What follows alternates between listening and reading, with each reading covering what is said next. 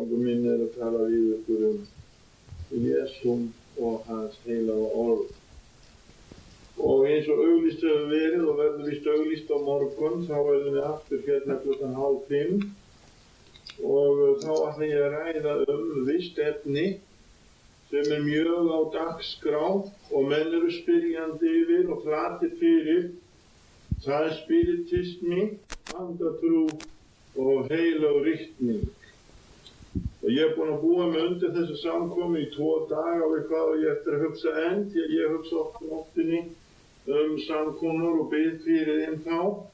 Þannig að ég mun leggja mig fram eins og ég get og gefa ykkur grundvallað orð til fræðslu og uppbyggingar sem markar ykkar afstöðu þannig að þið eigið ekki að geta verið í óvissu þessi mál. Og sem sé, við skulum vera biðjandi í anda að Guð megi blessa okkur á morgun eins og við erum biðjandi í anda að Guð blessa okkur í kvöld. Ég ætla að hafa með mér mjög gamla biblíuþýðingu á morgun og lesa úr henni því að hún nærði svo mjög vel sem þar kemur fram.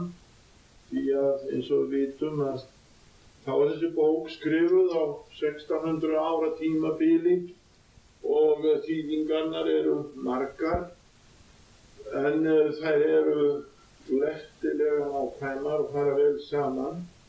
Enda má enginn einn maður taka útlita ákvörðun það hvernig orðið skal hljóma í orði Guðs. Og einhver vandaðasta þýðingin sem heitir Septuaginta, það þýddu hana 70 menn og það var nefnt 70 manna þýðingin. Og við eigum góða þýðingu á íslensku máli, við eigum það að mörgu leyti þó eru til gloppur í henni vegna þess að þeir sem að þýddu hana þurftu að eiga að minnstakosti meira að þeim anda í sínu hjarta sem á bak við orðið í þessari bók. Það fer aldrei vel orð hennar ef að andinn ekki samstæður í brjóstu sem þýðir. En við höfum átt góða menn og hiklaust eftir allra fremstur Guðbrandur Þorláksson og Oddur Gottskálksson. Það ekki vafa á því og það hrósunarefni fyrir ykkur Árnesingar að hann skyldi hafa lifað hér og starfað hér og þýddi Nýja testamentið í Skálholti 1540, tvítugur að aldri og var að því upp undir 2 ár og hann notaði sinn tíma vel því svo drukknaði hann 26 ára gamall eins og ég sagði ykkur frá í gær. En það ætla ég ekki að tala meira núna en tala orð sem mikið á dagskrá og kannski svo nokkurs konar formáli fyrir því sem ég segi við ykkur á morgun. Orð Guðs tengist allt saman og það sem að snertir þessi myrkva öfl og myrkva störf í sambandi við andatrú og spiritisma, þetta allt saman fyrir spáð og hnífur að vissu marki í mannheimi skapar myrkur og þá stemmingu meðal fólksins að jarðvegurinn tilbúinn fyrir antikrist. Því þegar orði Guðs hafnað, hvað hafa menn þá? Ef þú vilt ekki hafa Biblíuna, hvað verður þér þá til viðsagnar í andlegu lífi? Hvert kemst þú þá áfram og hvað færð þú upp í syngu?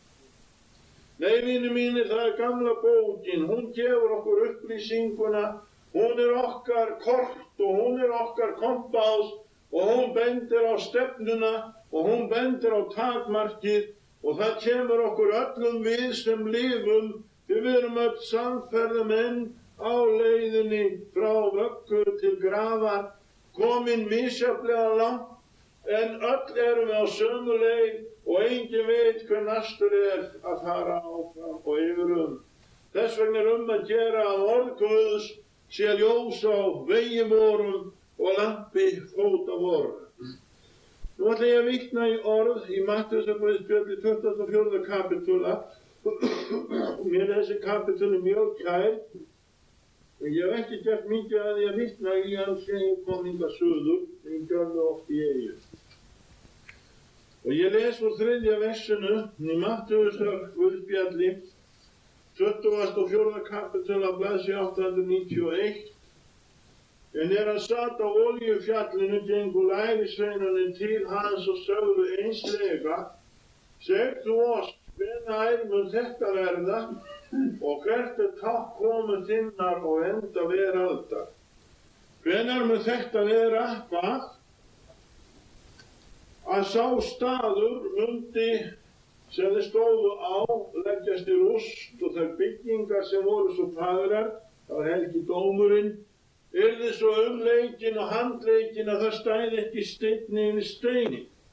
Lærisveinarnir voru að sýna honum þetta dásamlega í musterinu og í hennu helgasta og hennu allra helgasta. Þar voru allir listar útflúr og hreinu gulli og þeir sögðu: Sjáðu, hvílíkir steinar og hvílík hús. Það tók 46 ára að byggja þessa miklu byggingu og þeir voru stoltir, þeir voru þjóðernissinnar gyðingar, elskuðu sitt land, vildu Rómverjana í burtu, vildu sjálfstætt ríki handa Ísrael. Herra, sjáðu þessa steina, hvílíkt hús. Og þá segir hann við þá að þann tíma mun aðbera að ekki mun verða skilin eftir steini við steini ekki verður rifinn niður. Og þá spyrjaði hann einslega, þeir voru einlægir vinir hans og vildu fá greinargóð svör frá honum: hvenær mun þetta verða og hvert tákn komu þinnar og enda veraldar? Það rættist bókstaflega 37 árum síðar að allt var rifið niður. Ég keypti gamla bók einu sinni í Reykjavík á fornsölu. Ég vissum að vinur minn Einar Sigurfinnsson kannast þetta, það er harmonía, og þá sagði fólkið: það er margt skrítið í harmoníum, sagði það. En það er samhljóðar guðspjallana, harmonía og samræmi. Það er harmonía hér, harmonium. Það er ekki falskir tónar í hjá Sigurmund, það eru góðir tónar. Og svo er þar frásögn um eyðileggingu Jerúsalems borgar, mjög greinargóð og skýr. Og alveg rættu spátumsál drottins út í ystu æstar þegar það var að ræða. En það var svolítið meira. Þau spurðu hann hvert tákn komu þinnar og enda veraldar. Já, veitir það er ekki hneykslast á því í dag að tala heimsendi.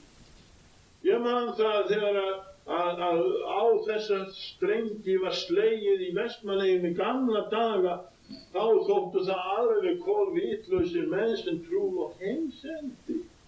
En nú vitum við það að mennirnir hafa þetta í höndum sínum, þeir geta gert heimsendi bara undir eins. Þeir hafa þessi óskaplegu öfl og máttarvopn í höndum sínum, þeir geta útrýmt öllu lífi. Svoleiðis að það er ekki hneykslast á því sem gamla bókin segir: það verður heimsendi.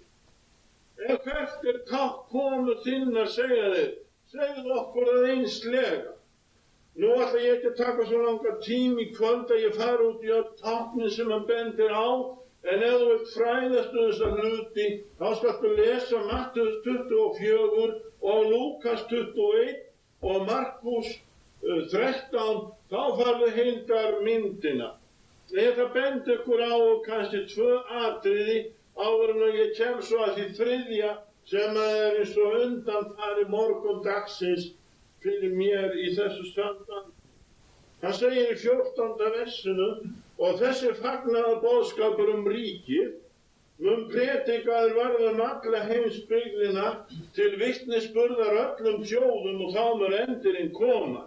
Það er eitt af táknunum sem átti að stéð áður en Jesús kæmi, að fagnaðarerindi skyldi ná út allan heim. Hafið lesið í lesbók Morgunblaðsins undanfarna sunnudaga eftir prestinn í Eskifirði, þar sem hann skrifar Íslendingi sem fór til Grænlands og predikaði þar Guðs orð. Þar áttum við kristni boða Íslendingar á 18. öld sem lagði fagnaðarerindið fram og fekk mikinn árangur í Grænlandi. Það var dásamlegt að lesa það. Og ég þarf að hugsa kristni boðið, það er ekki svo gamalt. Kirkjurnar sváfu, en leikmennirnir vöknuðu upp.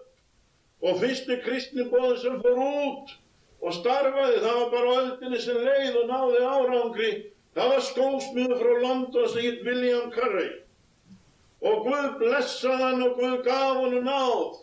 Og eftir honum fótspor hans kom annar englendingur, hann fór til Afríku og það var David Livingstone. Og svona getum við bent á þá, hvernig þeir fóru einn af öðrum, allt urðu þetta 8 menn, kunnir menn í heiðingjalöndum og þeir fóru og færðu mönnunum þetta orð til þess að láta spádómsorð Drottins Jesú Krists rætast að fagnaðarerindi skyldi vera predika fyrir öllum þjóðum.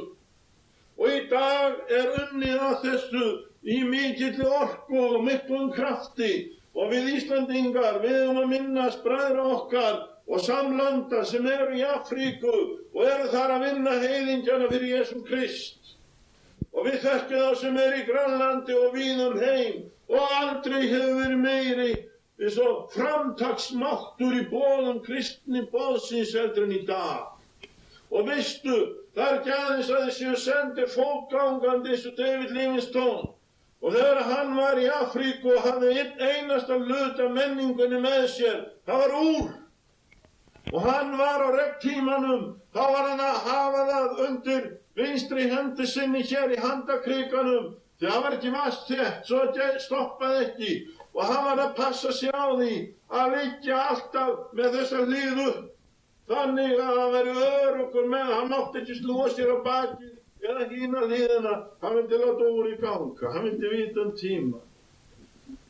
En þessi menn, hvað gerðu þeir? Jú, þeir gengu út með orðið, og orðið bara ávöxt, þannig að í dag.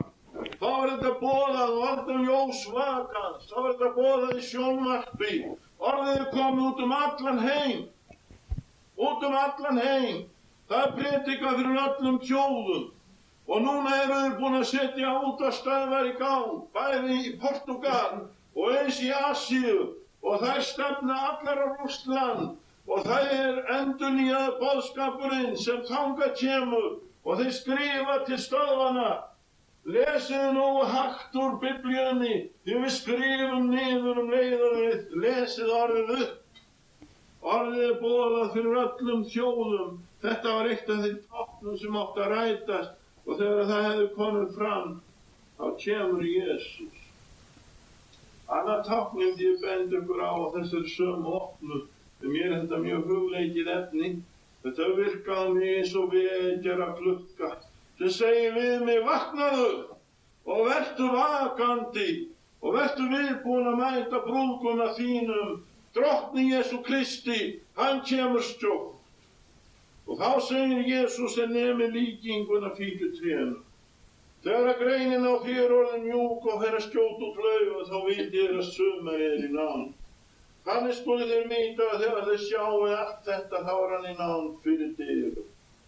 Sannlega segi ég yður, þessi kynslóð mun alls ekki líða undir lok uns allt þetta kemur fram. Kynslóðin sem fær að lifa það, að fíkjutréð fer að skjóta á frjóangum og laufum, fer að blómstra. Sú kynslóð sem lifir það, hún mun ekki líða undir lok uns allt er komið fram. Og ef við tökum mark á þeim orðum, þá skiljum við það að tíminn orðinn stuttur. Hvað er með Ísrael í dag? Arthur minntist á fangabúðina í Þýskalandi. Hann minntist á þær. Hvað var gert í Þýskalandi við gyðingana? Það var farið illa með Norðmenn. En það var ennþá farið verið með gyðingana. Það átti að útrýma þeim. En veistu, vinur minn, gyðingunni stendur í dag en Hitler féll. Og ég gaf drengnum mínu sem er hér í kvöld mynd daginn sem talaði svo til mín í vetur. Það var kirkjugarður. Og í kirkjugarðinu voru leggsteinar. Þar var ríki Babylóníumanna, það var ríki Rómverja, það var ríki Grikkja og það var Meda og Persa. Þar var ríki Hitlers, það stóð allt á leggsteinunum. Og svo var stór gröf Og yfir gröfinni stóð gyðingurinn, en spurt var, hver fær legsteininn næst?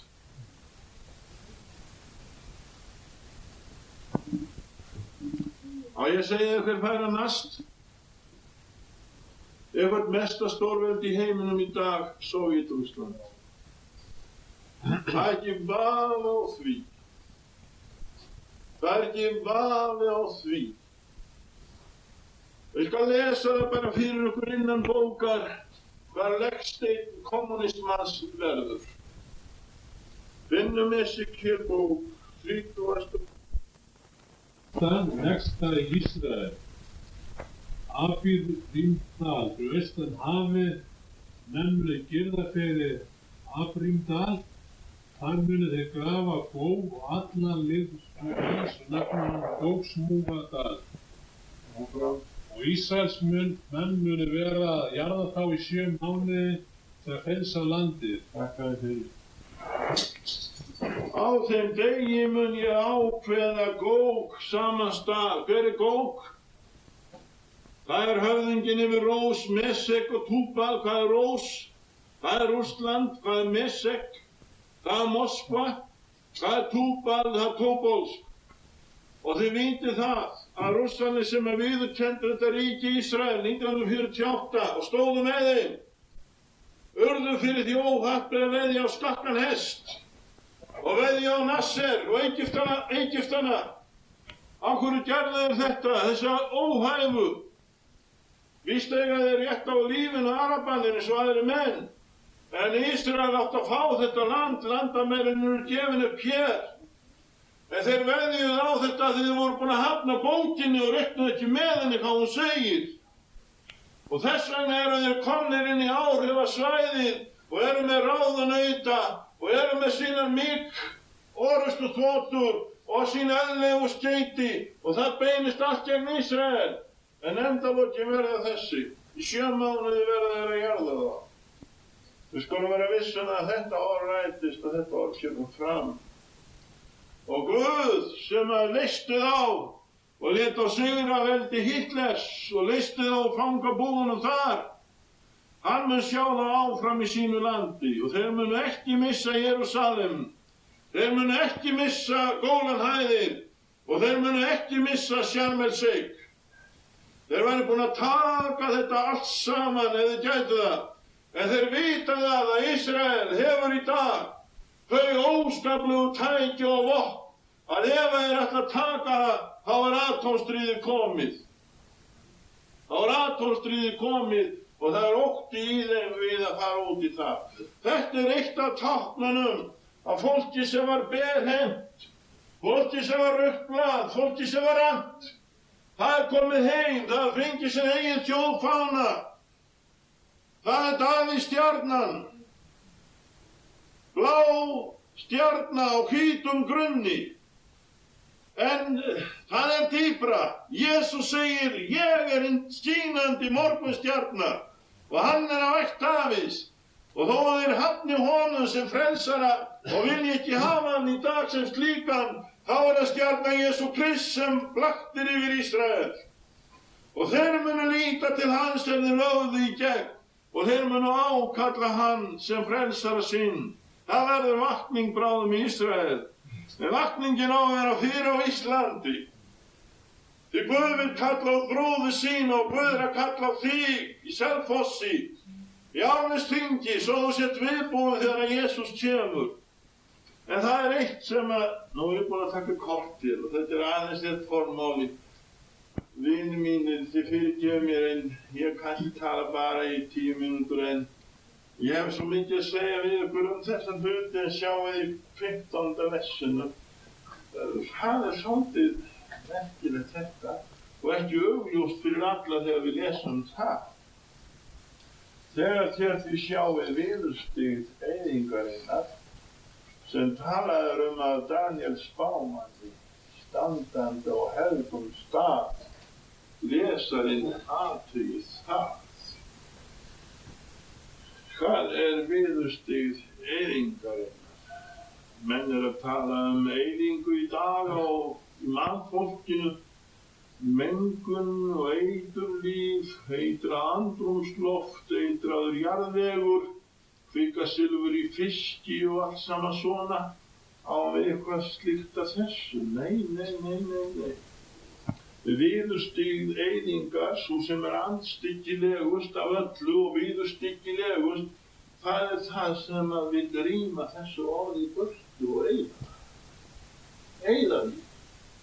Það viðurstyggð eyðingarinnar. Því Guð sem hefur gefið sitt heilaga orð til hjálpræðis veit að ef að orðið er tekið frá fólkinu og það eitt frá þeim, þá hefur það ekkert annað. Því til hjálpræðis. Og Daníel spámaður, hann talar viðurstyggð eyðingarinnar standandi á helgum stað. Og hvað það? Jú, viðurstyggð eyðingarinnar kemst inn í altarið, inn í predikunarsstólinn, í kirkjuna, í Guðs hús.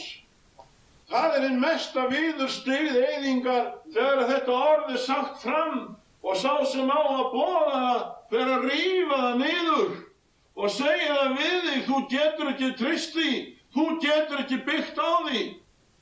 Þú Guðs kennimann þengum það, þar munum síður skipast að hvernig og hvað þú kenndir. Og sá sem kennir og sá sem hefur rétt á því og hefur fengið köllun til þess, honum ber skylda til, hann má engu bæta við, hann má ekki taka af. Jesús vill að þín kenning klár, kraftug sé hrein og opinskár, lík fellum lúðust hljómi, launsmjaran öll á hrastnin hál, hindrar Guðs dýrð ef villir sál, straffast með ströngum dómi. Og vinir mínir, varið ykkur á því, þeim röddum sem segja við ykkur, það er ekki hægt að treysta þess orði. Það viðurstyggð eyðingarinnar, þá þeir að draga lífið frá þér. Hugsaðu þér, þú sem ert móður átt lítið barn og vill gefa því það besta því til uppbyggingar. Ef ykkur annar kemur og laumar óhöflustu í fæðuna, svo það verður örvinglun og dauði. Hugsa sér hvað séð á Akureyri í fyrra dag þegar litla barni borðaði töflunar og var dáið eftir hálftíma. Já, það fekk ekki hinn heilnæma fæðu, en okkur gefin hinn heilnæma fæða í orði Guðs. En hvernig kemur viðurstyggð eyðingarinnar fram? Jó, við skulum lesa það í öðru Þessalóníku bréfinu, öðrum kapitúla og versinu 3-4. Þetta eitt af stærstu táknum tímanna. Hvað hefði verið sagt austur í Meðallandi fyrir 80 árum þegar þú varst að lítið drengur Einar, ef að presturinn hefði leyft sér að því að rífa niður orðið? Já, hvað hefði verið sagt? Hvað hefði Valdimar Briem sagt hérna í Hruna ef að prestar hefði farið að innbráði við hann og orðið væri ekki áreiðanlegt? En hvað sagt í dag og hvað gert í dag? Við veitum það sem þetta lægvísa sem kemur að okkur óhætt að trúa orðinu, óhætt að treysta því. Þetta ekki áreiðanlegt, þetta ekki öruggt, segja þeir. Og með því að stunda svona lægvísan áróður á móti orðinu, þá komið eyðingu sem viðurstyggð í augum Guðs. Og hér stendur í öðru Þessalóníku bréfinu, öðrum kapitúlunum og versinum 3 og 4. Látið engan villeiður á nokkurn hátt. Því að ekki kemur hann, það Jesús Kristur, nema fráhvarfið komi fyrst og maður syndarinnar birtist glötunar sonurinn. Fráhvarfið komið. Menn hafa snúið sér frá henni heilnæmu kenningu, menn vilja ekki hafa þetta orðið ljósa stikunni. Það komið með eitt og annað sem á að vera í þess stað. Fráhvarfið komið. Og en svo sagt áfram glötunarsoninn sem Antikristur, hvernig hann hagar sér. Taktu nú eftir. Hann setur sig á móti og rís gegn öllu því sem kallast Guð eða helgudómur. Rís á móti orðinu, vill ekkert með það hafa, leyfir ekki dreifingu orðsins og vill eyðileggja það. Hann rísi gegn öllu því sem kallast Guð eða helgudómur, hann sest í Guðsmusteri og kemur fram eins og væri Guð. Hvaðan sá andi? Hvaðan sá andi að vilja koma fram eins og Guð? Já, og þó með guðlöstununa. Sá andi kom fram í garðinum í Eden. Ef þið borðið af trénu, þá munu augu ykkar uppljúkast og þið munu verða eins og Guð. En sá sem talaði svo sem var höggormurinn, hann hafði áður haft þær hugsanir í sínu hjarta: ég vil vera líkurinn hæsta. Ég vil komast upp fyrir hann. Ég vil fá tilbeiðslu eins og hann. Og þegar að drottinn Jesús Kristur mætti honum, þá sagði hann við hann: allt þetta mun ég gefa þér að þú fellur fram og tilbiður mig. Og það er þetta sem djöfullinn vill fá í dag. Hann vill fá tilbeiðslu. Og honum tekst að fá hana. Hjá þeim sem ekki hafa glöggva sjón í þessu orði. Því menn sem leita sambands við anda og illa anda eru fallnir í tilbeiðsluna og verða fornyrkvaðir svo þeir sjá ekki ljós náðar Guðs. Gæti þess, látið engan villeiður á nokkurn hátt, segir orðið. Og við erum komnir inn í þann tíma, vinir mínir. Ég ætla að lesa fyrir ykkur áfram. Ég er ekki dæmandi, ég er bara að tala ástandi eins og það er. Og ég útskýri það fyrir ykkur út frá orði Guðs. Og þið heyrið og skilji, ég fer ekki með fleipur. Því að þann tíma mun aðbera með þol ekki eina heilnæma kenning. Heldur kitlar þá að eyrunum og þeir hópað sér kennurum eftir eigin fýsnum sínum. Þeir munu snúa eyrum sínum burt frá sannleikanum og snúa sér að ævintýrum. Vistu það að í okkar landi Íslandi, sem á meistara Jón, á Hallgrím Pétursson og Otti Guðbrand sem gaf okkur bókina, þá hafa þær allir hyrst, eða presskosningar til dæmis, ef maðurinn er jákvæður, ef hann er káfaður, ef hann trúir á friðþægingarverk drottins, viljum við hann ekki. Við fellum hann.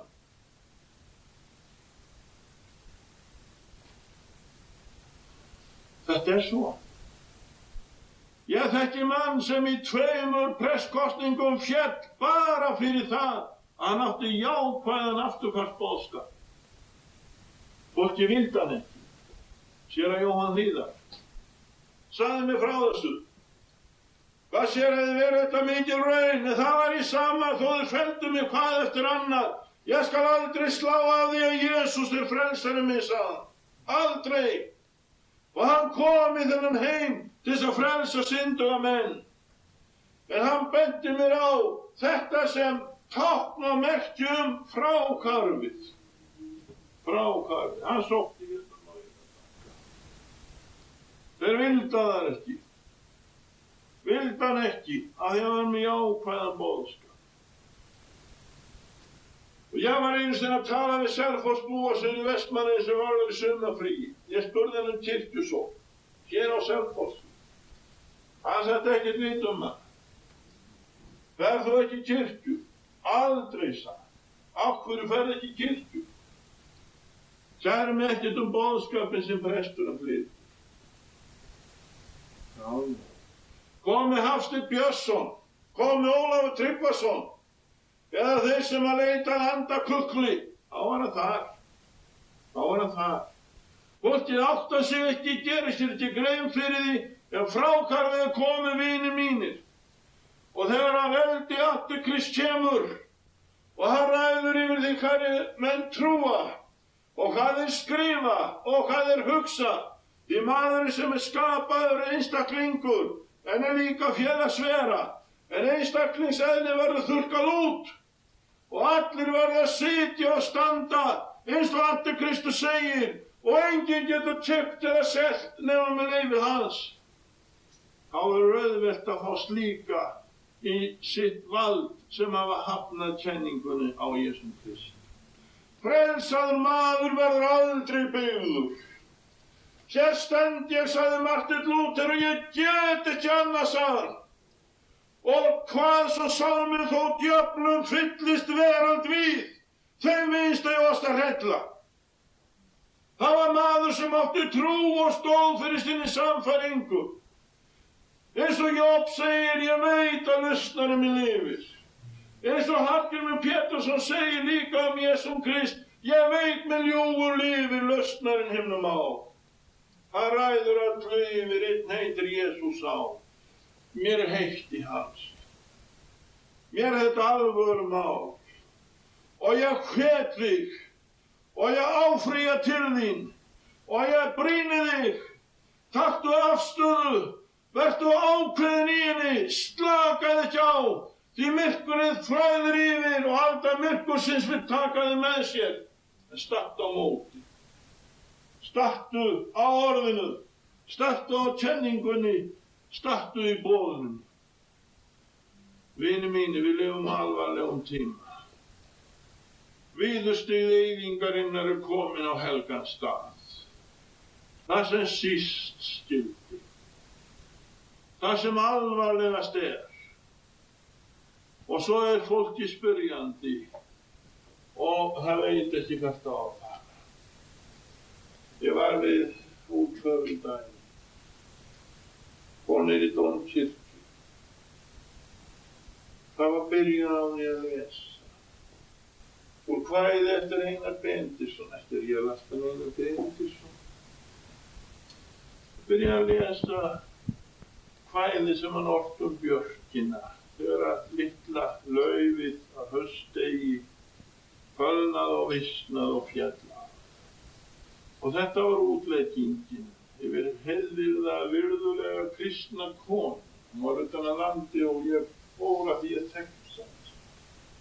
Hún var vinur okkar í Hvítasunnuhreyfingunni og lagði okkur mikið lið.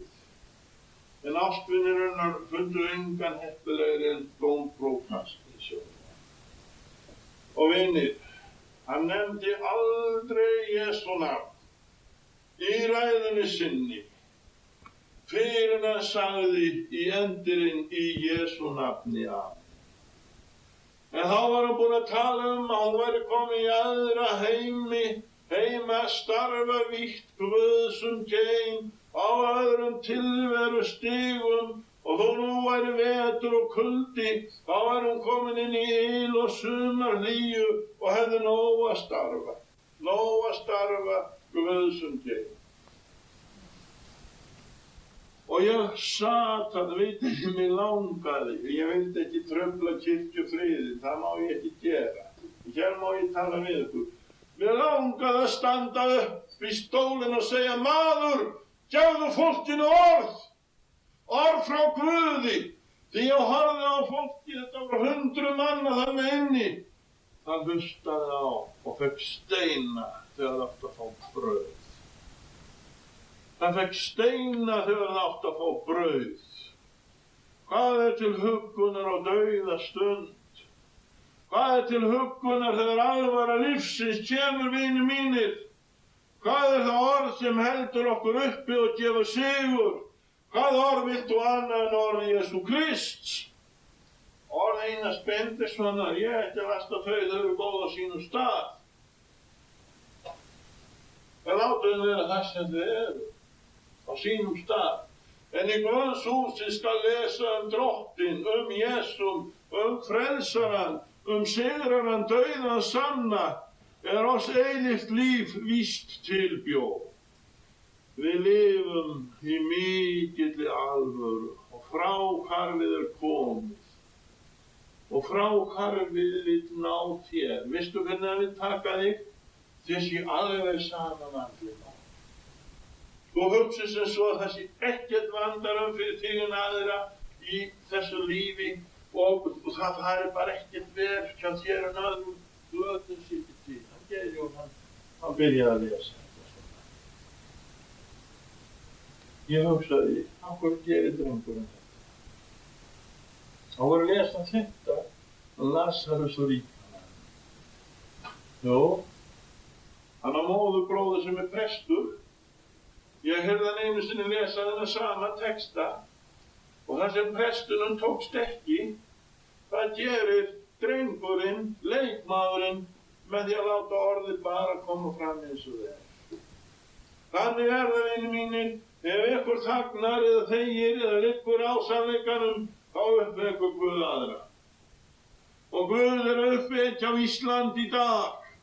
Hann er uppvekja menn og konur sem vilja vera viðbúnar að mæta Jesú Kristi. Hann er að koma. Þetta er eitt af táknum tímana. Segð þú oss, hvenær með þetta verða? Hvert er tákn komu þinnar og enda vera? Sérðu táknið? Sérðu táknið? Ég fór að athuga í orðabók hvað þetta þýddi með táknið. Það er sýnileg mynd á andlega sviðinu sem koma í dagsins ljós og framkvæmast eins og hlutinni gerast. Það er táknið. Það er táknið. Guð hefur vitið okkar hér í kvöld. Drottin er að koma. Táknin er að rætast. Táknin er að uppfyllast. Boðskapurinn er að koma í fyllingu sína og menn verða að leita og spyrja hvaða tákn á eftir að koma fram. Ég var í samkomu í Svíþjóð ekki fyrir löngu síðan, þar voru 12.000 manns og það var predikari sem benti á þetta tákn að Jerúsalem mun verða fótum troðin af heiðingjum þangað til tímar heiðingjar eru liðnir. Og þá benti hann á þetta stórkostlega að í 6 daga stríðinu tókuðu borgina og leystu hana undan fótum troðslu heiðingjanna eftir 2582 ár. Gyðingar hafa aldrei ráðið yfir borginni allri fyrr en í dag. Og Jesús sagði að þegar að þetta tekur að koma fram, þá lyftið úr yður, horfið til himins, þið skulu vita endalaust niðar er í nánd. Er í nánd. Ert þú viðbúinn? Ert þú viðbúinn að standa frammi fyrir drottninum? Hann er að koma. Guð vill ekki dauða þinn, heldur að þú snúir þér og lifir honum. Guð vill ekki að þú glatist, heldur að þú erfir eilíft líf. Guð á þig í blóðfórn Jesú Krists Guðssonar, þar sem hann hékk á krossinum á Golgata og gaf sitt líf og blóð sem lausnargjald fyrir þína sál. Guð á þig. Það stendur bara á því að þú samþykkir eignarrétt Guðs yfir þér. Og það gerirðu í iðrun, í afturhvarfi, í bæn og í trú. Og nú, vinir mínir, þegar við höfum haft alvarlega samkomu hér í kvöld, þá förum við nú að endana, en stillur við. Þú ert ekki hlutlaus. Og boðskapurinn sem hefur komið fram, hann kemur þér við. Hann á ekki að fara utan gátt að sjá þér eða fyrir ofangarð og neðan. Hann á að fara inn í hjarta þitt, festast þar og bera ávöxt til eilífs lífs. Við skulum lúta höfðinu og það sem